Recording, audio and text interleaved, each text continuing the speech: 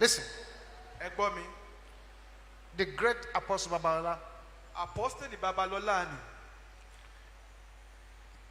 went to preach the gospel in a demonic town. Wọ́n lọ wàásù ìrere ní ìlú ẹ̀mí òkùnkùn kan. And he went to the king in the place Wọ́n sì tọ̀ ọba tó wà ní ìlú ìlọ. to ask for a land Láti béèrè fún ilẹ̀. to build the church. Láti kọ́ ilé Ọlọ́run sí. The king, who was also a demonic person, Ọba pẹ̀lú tó jẹ́ pé ẹlẹ́mìí òkùnkùn lòun because náà jẹ́. our forefathers had a lot of demonic satanic intelligence. Nítorí pé àwọn bàbá ńlá wa gan wọ́n ní ọ̀pọ̀lọpọ̀ ọgbọ́n ti ẹ̀mí òkùnkùn. The king, who was not interested in the gospel, Ọba wàyé tí ò fẹ́ ìhìnrere. who is also practically a demon in his own right, Tó sì jẹ́ pé ẹ̀mí òkùnkùn gan lòun náà tá bá wò fínífíní. he gave the man of God the forbidden bush. Ó bá fún ìránṣẹ́ Ọlọ́run ní igbó àìwọ̀ kan. The forbidden bush. Igbó àìwọ̀. A bush where nobody goes. Igbó tí kò sí ẹni tí ń lọ síbẹ̀. When pregnant women die, they throw them there. Nígbà tí àwọn aláboyún bá kú, wọ́n á sọ wọ́n sínú igbó When yìí. people with familiar spirit die, they throw them there. Nígbà tí àwọn tó ń lé ẹ̀mí rẹ̀ bá kú, wọ́n á sọ wọ́n sínú igbó yìí. Nobody goes there. Kò sí ẹni tí máa ń wọ inú igbó yìí lọ. Those who have ventured to go in, Àwọn tó ti rò ó, tó sì gbé gbèsè láti wọ inú igbó yìí. they did not last 24 hours Wọ́n di ọjọ́ kejì before they died. kó tó di pọ́n kú.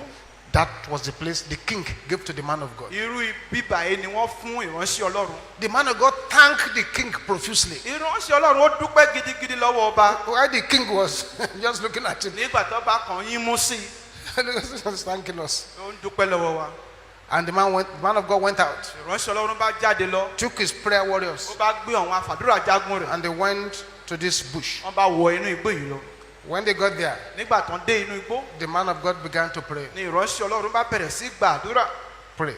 Ó gbàdúrà. Some of those who were there that day with cutlass to cut the bush, Àwọn tó wà níbẹ̀ nígbà wọn pẹ̀lú àdá kọ́ lè. some of those, Àwọn mìíràn tó wà níbẹ̀ pẹ̀lú àdá láti gé oko, they are still alive. wọ́n sì wà láyé síbẹ̀. They told us what I'm telling you now. Wọ́n sọ fún wa nǹkan tí mò ń sọ fún yín yìí. That as they got there, Pé wọ́n ti débẹ̀, man of God rang his bell, ni ìránṣẹ́ Ọlọ́run bá lu aago and with a very loud voice, pẹ̀lú ohùn tó lọ sókè rárá. because the man has a loud voice. Nítorí pé ọkùnrin ó ní ohùn tó Because jágara. in their days there were no microphones, Òní nígbà títí wọn ò ní ẹ̀rọ gbohùngbohùn. and they addressed thousands of people Wọ́n á sì máa bẹ́ ẹgbẹgbẹ̀rún àwọn with ènìyàn a sọ̀rọ̀. loud voice. Pẹ̀lú ohùn tó lọ sókè. He just said, Ọkàn wípé. "Oh God, arise Ọlọ́run dìde. and let your enemies in this bush be Kò scattered." sì jẹ́ kí àwọn ọ̀tá rẹ tó wà nínú igbó ìtúká. That was all he said. Kókó àdúrà kan ṣu tán wíìrè. They said they Only- had people running, Wọ́n kàn gbọ́ táwọn èèyàn ń sáré. legs of people running, Wọ́n gbọ́ táwọn èèyàn ń sáré. and they were running. They were colliding on each other. Bẹ́ẹ̀ náà ń kọlura wọn. They felt that people were falling and rising up. Wọ́n gbọ́ pọ̀ gìrìgìrì ẹsẹ̀ wọ̀ wọ́n èèyàn ṣubú Confusion wọ́n dìde. inside the bush. Rúdurùdu rúkèrúdò wà nínú igbó yìí. Some were jamming themselves into the trees. Àwọn mìíràn ń kọlu igbó, wọ́n ń kọlu igi. But he said they never saw anybody. Ó ní ṣùgbọ́n àwọn ò fojú rí But ẹnikẹ́ni. they had the sound Ṣùgbọ́n wọ́n gbọ́ ìró of the scattering. àwọn bọ́ èèyàn ṣe ń túká. I'm praying for somebody Mo here. gbàdúrà fún ẹnìkan níyì. Your prayer today Pé àdúrà rẹ lọ́jọ́ shall òní. release confusion into the camp of your enemy. Rúdurùdu sínú àgọ́ àwọn ọ̀tá rẹ̀. In the name of Jesus. Ní orúkọ Jésù. So the prayer of "Oh God, arise" releases confusion into the camp of the enemy because it scatters them. Kò ní pé àdúrà jẹ́ kí Ọlọ́run dìde, á mú rúdurùdu wọnú àgọ́ àwọn ọ̀tá, á sì tú They wọn will ká. run scatter. Wọ́n bá ń sá dìgbàdìgbà. Even if you are not careful, Tẹ́ ẹ̀ bá wá ṣọ́ra pa. you that you call the prayer, Ìwọ tó pe kókó if àdúrà. you don't clear out of the way, Tó o bá kúrò lọ́nà fún in wọn. their confusion they may jam you Nínú rúdurùdu gan lè kọlù ọ́. because it's a prayer to scatter. Nítorí pé àdúrà láti tú ká ni. They say legs were running. Òun gbọ́ kàn gbọ́ wọn sáré káàkiri. After some time, Lẹ́yìn ìgbà díẹ̀, there was a calm, ìdákẹ́jẹ́ wà. and he ordered them to begin to cut the bush. Ó bá pàṣẹ fún wọn kọ́kọ́ bẹ̀rẹ̀ sí gé igbó yìí. As they were cutting the bush Wọ́n ti ń gé igbó from the mountains, láti àwọn ibi gíga. they saw a mighty python Wọ́n bá rí ejò láńkọ níbẹ̀ crawling down. tó ń wọ́bọ̀ sí ilẹ̀. Those cutting the grasses wanted to run away. Àwọn tó ń gé koríko wọ́n fẹ́ sá lọ.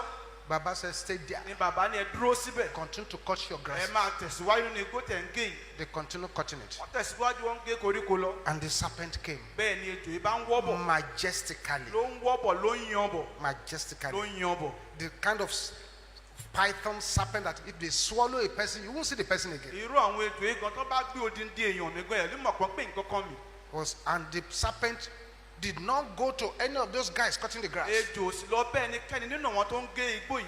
just went straight to the man of God. ọ̀dọ̀ ìránṣẹ́ ọlọ́run ló lọ Straight, tààrà. just he knew who he wanted. ó mọ ẹni tó ń wá lọ. And he went straight for him. ó sì lọ tààrà sọ́dọ̀ ìránṣẹ́ ọlọ́run. And the man watched the snake coming. ní ìránṣẹ́ ọlọ́run náà bá wo bíbí èjò náà ti ń wọ́bọ̀. He was not impressed at all.